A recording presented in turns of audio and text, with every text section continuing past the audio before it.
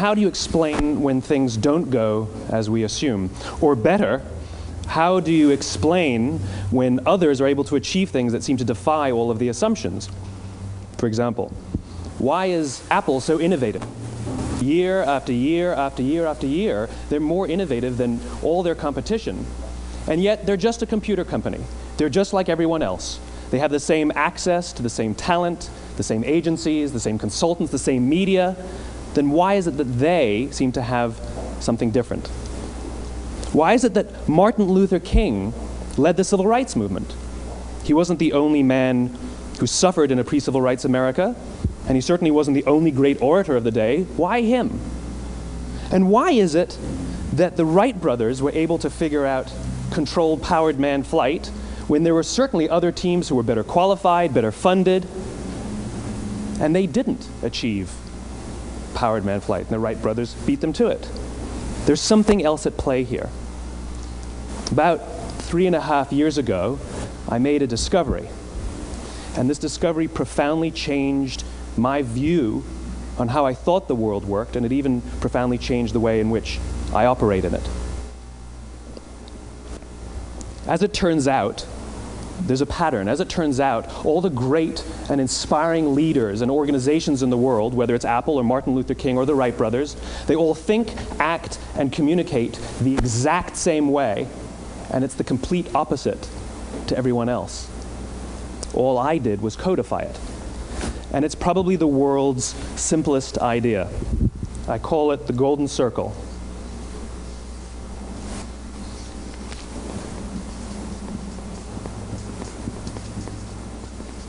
Why, how, what?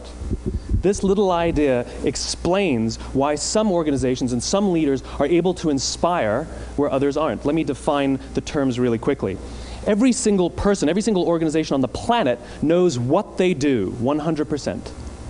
Some know how they do it, whether you call it your differentiating value proposition or your proprietary process or your USP. But very, very few people or organizations know why they do what they do. And by why, I don't mean to make a profit. That's a result. It's always a result. By why, I mean what's your purpose? What's your cause? What's your belief? Why does your organization exist? Why do you get out of bed in the morning? And why should anyone care? Well, as a result, the way we think, the way we act, the way we communicate is from the outside in. It's obvious. We go from the clearest thing to the fuzziest thing. But the inspired leaders and the inspired organizations, regardless of their size, regardless of their industry, all think, act, and communicate from the inside out. Let me give you an example. I use Apple because they're easy to understand and everybody gets it. If Apple were like everyone else, a marketing message from them might sound like this. We make great computers. They're beautifully designed, simple to use, and user-friendly. Want to buy one? Meh. And that's how most of us communicate. That's how most marketing is done, that's how most sales is done, and that's how most of us communicate interpersonally. We say what we do, we say how we're different or how we're better, and we expect some sort of behavior, a purchase, a vote, something like that. Here's our new law firm. We have the best lawyers with the biggest clients. We have, we always perform for our clients, do business with us. Here's our new car. It gets great gas mileage. It has, leather seats. Buy our car. But it's uninspiring. Here's how Apple actually communicates. Everything we do, we believe in challenging the status quo. We believe in thinking differently. The way we challenge the status quo is by making our products beautifully designed, simple to use, and user-friendly. We just happen to make great computers. Want to buy one? Totally different, right? You're ready to buy a computer from me.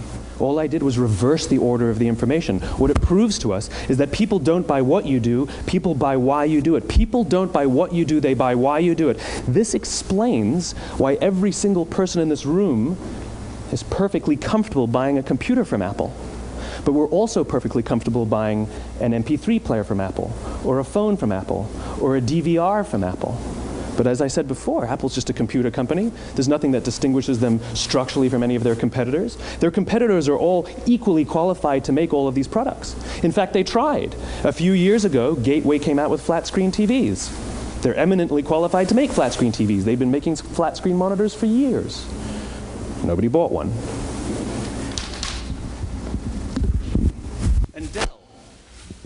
Dell came out with MP3 players and PDAs. And they make great quality products, and they can make perfectly well-designed products, and nobody bought one. In fact, talking about it now, we can't even imagine buying an MP3 player from Dell. Why would you buy an MP3 player from a computer company? But we do it every day. People don't buy what you do, they buy why you do it. The goal is not to do business with everybody who needs what you have. The goal is to do business with people who believe what you believe. Here's the best part. None of what I'm telling you is my opinion. It's all grounded in the tenets of biology, not psychology, biology. If you look at a cross-section of the human brain, looking from the top down, what you see is the human brain is actually broken into three major components that correlate perfectly with the golden circle. Our newest brain, our Homo sapien brain, our neocortex, corresponds with the what level. The neocortex is responsible for all of our rational and analytical thought and language. The middle two sections make up our limbic brains, and our limbic brains are responsible for all of our feelings, like trust and loyalty. It's also responsible for all human behavior, all decision-making, and it has no capacity for language. In other words, when we communicate from the outside in, yes, people can understand vast amounts of complicated information like features and benefits and facts and figures. It just doesn't drive behavior. When we communicate from the inside out, we're talking directly to the part of the brain that controls behavior, and then we allow people to rationalize it with the tangible things we say and do. This is where gut decisions come from. You know, sometimes you can give somebody all the facts and your figures, and they say, I know what all the facts and details say, but it just doesn't feel right. Why would we use that verb? It doesn't feel right. Because the part of the brain that controls decision-making doesn't control language. And the best we can muster up is, I don't know, it just doesn't feel right. Or sometimes you say you're leading with your heart, or you're leading with your soul. Well, I hate to break it to you, those aren't other body parts controlling your behavior. It's all happening here in your limbic brain, the part of the brain that controls decision-making and not language. But if you don't know why you do what you do, and people respond to why you do what you do, then how will you ever get people to vote for you or buy something from you, or more importantly, be loyal and want to be a part of what it is that you do? Again, the goal is not just to sell people who need what you have. The goal is to sell to people who believe what you believe. The goal is not just to hire people who need a job. It's to hire people who believe what you believe. I always say that, you know, there's, if you hire people just because they can do a job, they'll work for your money. But if you hire people who believe what you believe, they work for you with blood and sweat and tears.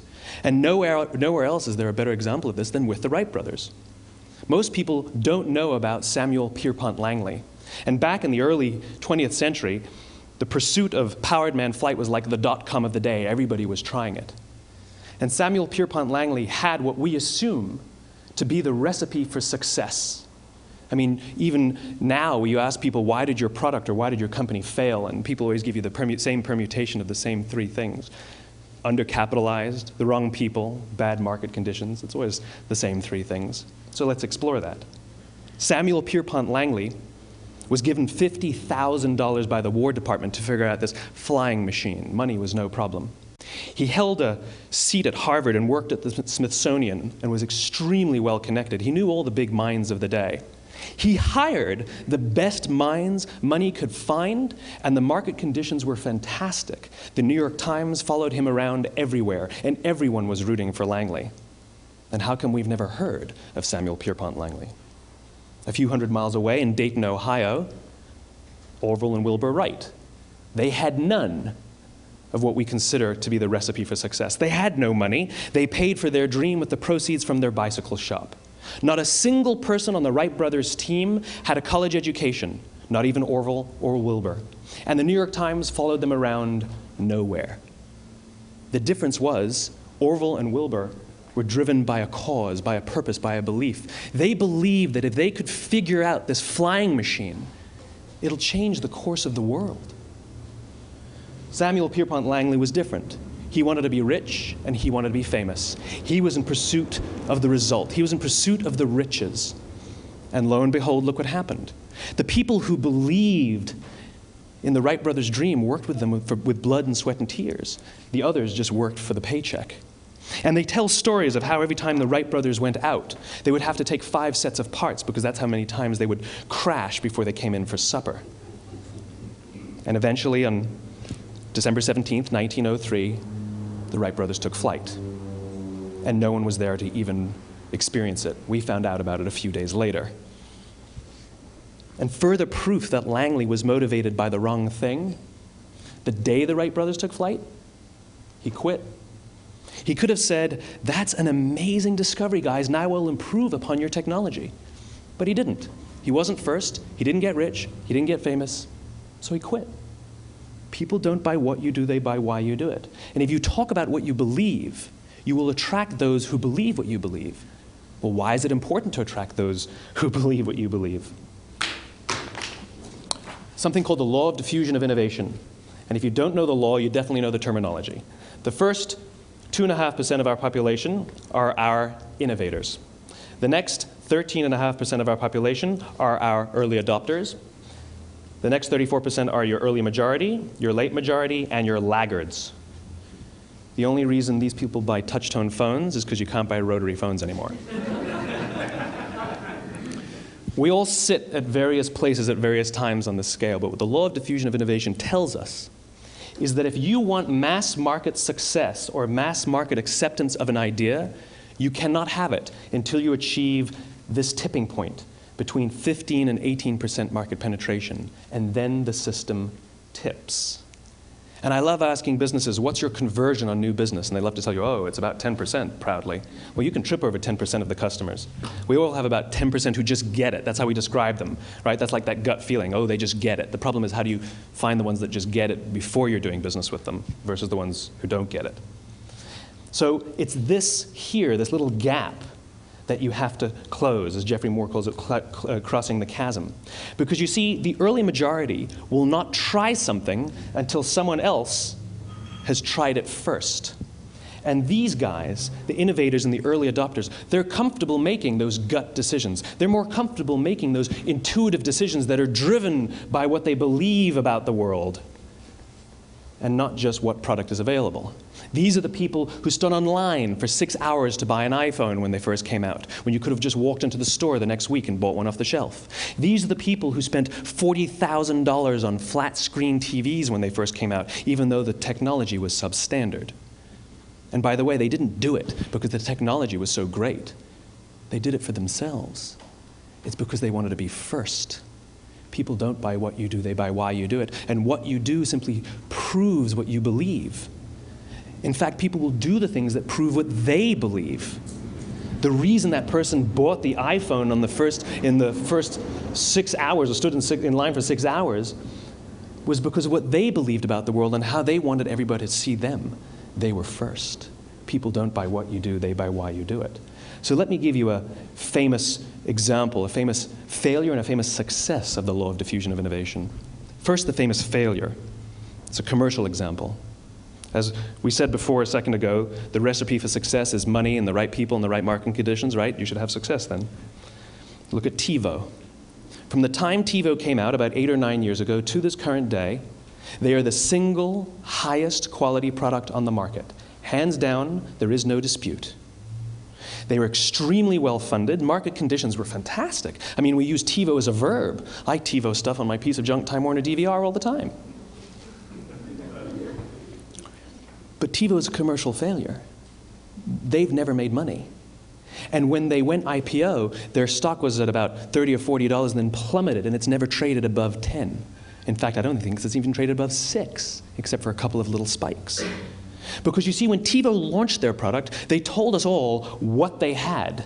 They said, we have a product that pauses live TV, skips commercials, rewinds live TV, and memorizes your viewing habits without you even asking. And the cynical majority said, we don't believe you, we don't need it, we don't like it, you're scaring us. What if they had said, if you're the kind of person who likes to have total control over every aspect of your life, boy, do we have a product for you. It pauses live TV, skips commercials, memorizes your viewing habits, etc., etc. People don't buy what you do, they buy why you do it, and what you do simply serves as the proof of what you believe. Now let me give you a successful example of the law of diffusion of innovation. In the summer of 1963, 250,000 people showed up on the Mall in Washington to hear Dr. King speak. They sent out no invitations, and there was no website to check the date. How do you do that? Well, Dr. King wasn't the only man in America who was a great orator. He wasn't the only man in America who suffered in a pre-civil rights America. In fact, some of his ideas were bad, but he had a gift. He didn't go around telling people what needed to change in America. He went around and told people what he believed. I believe, I believe, I believe, he told people. And people who believed what he believed took his cause and they made it their own, and they told people. And some of those people created structures to get the word out to even more people.